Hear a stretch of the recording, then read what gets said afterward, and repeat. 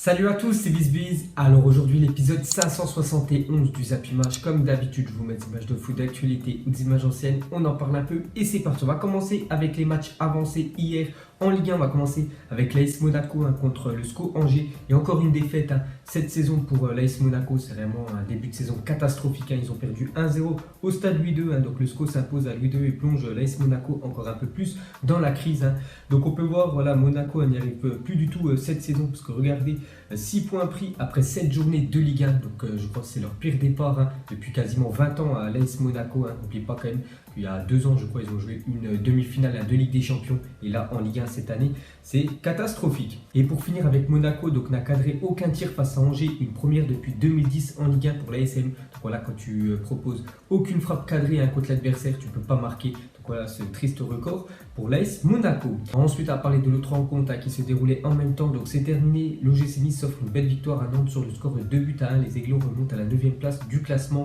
Donc on peut voir que Nantes, c'est le même problème que l'AS Monaco. Vraiment début de saison, vraiment très moyen de leur part. Donc les deux équipes hier qui jouent à 19h à domicile se sont inclinées. Ensuite, on part de France et on va aller en Angleterre. Car hier, il y avait la Coupe de la Ligue anglaise. Et déjà une très grosse surprise parce que Manchester United, l'année dernière quand même seconde du championnat, s'est fait sortir contre Derby County. Donc voilà, Derby County, c'est une équipe de Championship, donc deuxième division anglaise.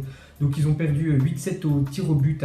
Donc le Derby County Championship élimine Manchester United de la Coupe de la Ligue anglaise en 16e de finale. En plus, Manchester United ont égalisé, je crois, à la 94e minute dans les dernières secondes grâce à Fellaini. Donc ils sont allés au tir au but et ça n'a pas suffi. Donc voilà, Derby County, les gars, élimine le grand Manchester United.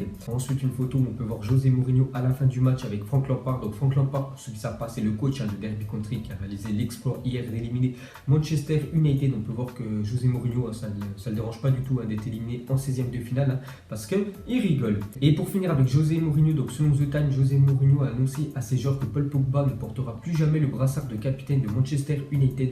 L'entraîneur aurait été agacé par les récentes déclarations du Français. Donc il aurait dit Paul Pogba ne sera plus le vice-capitaine de l'équipe, mais il n'y a aucun problème avec lui. Ensuite, on se dirige en Espagne. On va parler de l'Atlético hier qui jouait le match avancé de cette journée de Liga. Donc ils se sont imposés 3-0 contre Huesca. Donc c'est très bien parce que la semaine dernière ils ont gagné 2-0 à Retafe, je crois que c'était samedi dernier. Donc voilà, 6 points pris en l'espace de quelques jours. C'est très bien pour l'Atlético parce qu'ils avaient fait vraiment un très mauvais début de championnat. Donc but de Antoine Griezmann, je crois que ça faisait un mois jour pour jour qu'il n'avait pas marqué un but officiel. Donc très bien pour le buteur français, un but de Thomas et un but de Coquet. Ensuite, direction de l'Allemagne, on va parler du Bayern qui ont fait un partout contre Augsbourg. Donc le Bayern est tenu en échec sur sa pelouse face à Augsbourg. Donc les Bavarois perdent leur premier point de la saison mais restent leaders. Donc voilà, ils avaient fait, je crois, 5 matchs, 5 victoires pour le Bayern. Et voilà, les gars, Augsbourg sont venus chercher un point au Bayern Munich. Ensuite, on va parler d'une autre équipe où ça va vraiment pas du tout aussi. Donc Schalke 04, deuxième de Bundesliga la saison dernière, plonge dans la crise. Donc c'est vrai que l'année dernière, ils étaient deuxième derrière le Bayern Munich. Et cette année, on peut dire c'est tout simplement un début de saison catastrophique. Pas faire pire. Donc voilà, c'est 5 matchs, 5 défaites quand même pour Schalke 04, qui est dernier bien sûr au classement avec 0 points pris. Donc hier, ils sont inclinés 1-0 contre Fribourg. Ensuite, officiel, Théo Hernandez prend 4 matchs de suspension pour avoir giflé un joueur de Huesca. Donc c'était la semaine dernière entre la Real Sociedad et Huesca. Donc hier, il est passé en commission de discipline. Donc 4 matchs où il sera absent, Théo Hernandez. Ensuite, jetez un coup d'œil aux affiches de la journée. Donc pour tous les amateurs de football, voilà, ceux qui adorent regarder du foot à la télé, il y en a beaucoup aujourd'hui. Ça joue en Ligue 1, ça joue en Espagne, ça joue en Serie A, ça joue en Allemagne, ça joue aussi en Angleterre. Le reste de la Coupe de la Ligue anglaise. Donc il y a beaucoup de matchs, surtout un vraiment qui est plutôt pas mal ce soir à 22h. Ça sera entre le Séville et le Real Madrid. Ensuite, pour continuer avec le Real, une déclaration du président du Real Madrid. Donc Florentino Pérez, il a dit: nous n'irons pas aux États-Unis. Je ne sais pas qui cela profite, mais en tout cas, ni au club ni aux supporters, nous refusons de manière catégorique d'y aller, parce que j'avais dit que jusqu'à la saison 2031-2032, en fait, la Liga, ils sont passés en partenariat avec les États-Unis. Donc il y aura toujours minimum un match chaque saison qui se jouera sur le territoire américain. Donc je crois cette année ce sera le Barça qui jouera le premier match officiel d'un match de Liga aux États-Unis. Donc l'année prochaine ce sera sûrement le Real Madrid. Et voilà, le président du Real, il a dit que le Real n'ira jamais jouer aux États-Unis. Ensuite, on continue avec le président du Real Madrid. Il a parlé de Cristiano Ronaldo. Il a dit: Ronaldo reviendra un jour au Real Madrid. Donc il a dit nous aurions embrassé CR7 s'il avait été là. Les Madridistas sont fiers d'avoir compté dans leur rang. Cristiano, il est le digne successeur de Di Stefano. C'est un joueur qui est dans les cœurs des supporters du Real. Un jour, il reviendra. Donc il a dit ça au journal AS, Florentino Pérez. Donc voilà, surtout, c'est la dernière phrase. Donc un jour, il reviendra au Real Madrid. On ne sait pas si ce sera en tant que joueur ou en tant qu'entraîneur. Ensuite, on continue avec le Real Madrid. Donc le projet du nouveau Bernabéu, une fois terminé, devrait permettre aux revenus du stade d'augmenter de 30%, ce qui est quand même énorme. Le coût total du projet initialement fixé à 400 millions d'euros est annoncé à 500 millions d'euros, dont 100 millions d'euros d'équipements technologiques tels que l'écran 360 degrés intégré sous la toiture. Donc voilà ce que devrait ressembler le nouveau stade du Bernabéu. Après les travaux, il devrait avoir un écran géant 360 degrés au-dessus sur le plafond. Donc il devrait être aussi fermé le nouveau stade du Real Madrid. Donc tout simplement magnifique. Et pour finir avec les stades, donc le Camp Nou fête aujourd'hui ses 61 ans de bons et loyaux services. Donc ce stade, voilà, le stade bien sûr du FC Barcelone. Donc il a vu beaucoup d'énormes matchs, surtout un en particulier, la remontada 6-1. Je crois que c'était le plus gros exploit quand même du Barça dans ce stade. Ensuite, on continue avec la une du journal Sport en Espagne. Donc c'est marqué le meilleur, c'est Lionel Messi, point. Donc par rapport au trophée The Best, voilà, qu'a obtenu bien sûr Luka Modric. Donc le journal Sport plus spécialisé, on va dire, sur l'équipe du Barça. Donc pour eux, le meilleur, c'est Messi, et c'est Messi qui aurait dû gagner ce trophée. Ensuite, regardez la Mercurial Vapor spéciale de Luka Modric, élu footballeur de l'année hier. Donc déjà, il devrait jouer avec ces crampons-là ce soir contre le FC Séville. Donc regardez ces magnifiques crampons conçus spécialement par Nike pour Luka Modric. Ensuite, pour finir avec Modric, donc après avoir été élu joueur de la saison 2017-2018, il a dit, petite déclaration par rapport aussi à la Coupe du Monde, a quand même perdu il y a quelques mois, il a dit, bien sûr, j'échangerai tous mes trophées individuels pour un titre de champion du monde. Donc nous, bien sûr, on préfère qu'il garde ses trophées individuels. Ensuite, on va parler de Dani Alves en 2018. Vous savez qu'hier, Dani Alves, ça a été quand même la grosse sensation dans l'équipe 11 FIFA de l'année. Donc il a été élu un meilleur défenseur droit. Donc pour moi, il y en avait beaucoup de joueurs qui étaient meilleurs que lui. Je pense à Carvajal qui aurait pu être dans cette équipe-là. Pourquoi pas Kimmich, le défenseur droit du Bayern. Donc regardez quand même la saison de Dani Alves en 2018. Pourquoi c'est incompréhensible qu'il soit dans cette équipe. Donc 16 matchs en club, 2 matchs en sélection. Donc il s'est fait éliminer en 8e de finale de Ligue des Champions contre le Real Madrid. En plus, il a été vraiment dégueulasse, je me souviens. Il y a eu un but déjà de sa faute, absent à la Coupe du Monde parce qu'il était blessé, et 0 match cette saison, élu arrière droit. Voilà, dans le 11 FIFA. Donc c'est pour vous dire qu'elle est vraiment bidon, cette équipe. Ensuite, il y a une petite déclaration de David Trezeguet à propos de Kylian Mbappé. Donc David Trezeguet, ancienne légende de l'équipe de France, c'est quand même lui qui avait marqué le but en or lors de l'Euro 2000 contre l'Italie.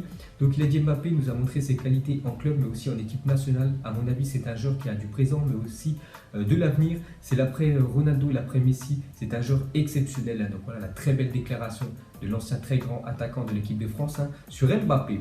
Ensuite, pour continuer avec Kylian, donc à 19 ans, Mbappé est devenu hier le plus jeune joueur de l'histoire à faire partie du 11 FIFA de l'année. Donc on a encore un record à mettre dans son palmarès pour Kylian Mbappé. Et pour finir avec lui, on peut voir qu'à la fin de la cérémonie qui se déroulait à Londres, on peut voir qu'il est parti dans un petit restaurant italien et il a rencontré beaucoup de joueurs de Chelsea. Donc on peut voir David Luiz, on peut voir Eden Hazard, Willian, on peut voir N'Golo Kanté et l'ancien joueur de Chelsea, Didier Drogba. Donc voilà, on peut voir que Kylian Mbappé contact avec les joueurs de Chelsea. Ensuite, les joueurs qui ont délivré le plus de passes décisives dans les 5 grands championnats en 2018. Donc le premier quand même, c'est Dimitri Payet cette année avec 14 passes décisives depuis janvier 2018. Vraiment très bien pour le joueur marseillais devant Luis Suarez et Callejon, le joueur de Naples. Ensuite, une déclaration de Thomas Meunier. Il a dit malgré notre performance à Liverpool, on a frôlé le 2 partout. C'est vrai qu'il y avait 2 partout jusqu'à la 92e minute avant que Kylian Mbappé tente un petit pont juste devant la surface. C'est à cause de ça quand même qu'ils ont concédé cette défaite. Le Paris Saint-Germain, il a dit alors on se dit qu'est-ce que ça sera quand on sera mieux rodé. Il faut rester positif. Le sujet de la Ligue des Champions est sensible à Paris. Donc voilà ce qu'a dit Thomas Meunier. Que voilà, on sait que le PSG, leur objectif numéro 1 chaque saison, c'est de remporter cette Ligue des Champions. On peut voir que le sujet est là-bas au PSG, c'est vraiment sensible. Ensuite, officiel France-Allemagne sera diffusé le mardi 16 octobre à partir de 20h45 sur M6. Donc ça ne sera pas sur TF1, donc on aura le temps d'en reparler. Donc voilà le match retour entre l'équipe de France et l'équipe allemande sur M6. Ensuite, on va revenir sur le but de Mohamed Salah face à Everton à remporter le prix Puxas du plus beau but de l'année. Donc on avait parlé hier, j'avais dit que pour moi, voilà, perso, c'était vraiment un fiasco. Il y avait beaucoup plus de buts qui étaient plus beaux que celui marqué par Mohamed Salah. Donc en décembre déjà 2017, à ce but n'avait même pas été élu plus beau but du mois en première ligue. C'était Jermaine Defoe qui avait été récompensé. C'est pour vous dire voilà, que c'est plutôt un sketch, parce que là, c'est vrai qu'elle est très belle la frappe de Mohamed Salah. Voilà, tous les week-ends, on en voit des buts un peu similaires à celui de Mohamed Salah. Regardez rien que Lionel Messi, tous les week-ends, il marque voilà, des enroulés côté adverse. Donc on peut voir aussi le critère du prépluxas. Donc déjà, c'est l'esthétique. Donc voilà, entre une frappe enroulée et un retourné acrobatique, pourquoi pas celui de CR7 ou de Gareth Bale. Donc on voit direct la différence. Et surtout l'importance du match en question. Donc c'était le but de Mohamed Salah, c'était un match de première ligue, c'était entre Liverpool et Everton, alors que le but de Gareth Bale, c'était quand même une finale de Ligue des Champions. Voilà, c'était Real contre Liverpool. Donc vous voyez bien sûr qu'il y a un match qui est beaucoup plus important que l'autre. Donc c'est pour vous dire que c'est quand même n'importe quoi ce prix Puxas. Ensuite, à parler du Ballon d'Or, donc la liste des 30 finalistes du Ballon d'Or 2018 sera dévoilée le 8 octobre. Donc d'ici là, je vous ferai sûrement une vidéo de on saura les 30 joueurs qui pourront prétendre à remporter ce Ballon d'Or 2018.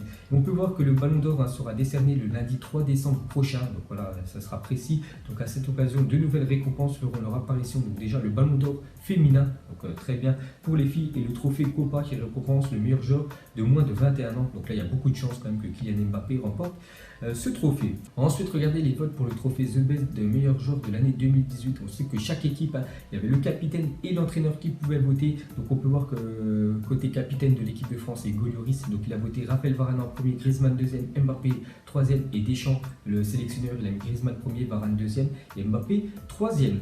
Ensuite, officiel, Lionel Scaloni a confirmé qu'il ne convoquera pas Lionel Messi pour les matchs amicaux face à l'Irak et le Brésil le 11 et 16 octobre prochain. On avait parlé il y a quelques jours, cette fois-ci c'est officiel, Messi ne sera toujours pas de retour avec la sélection d'Argentine.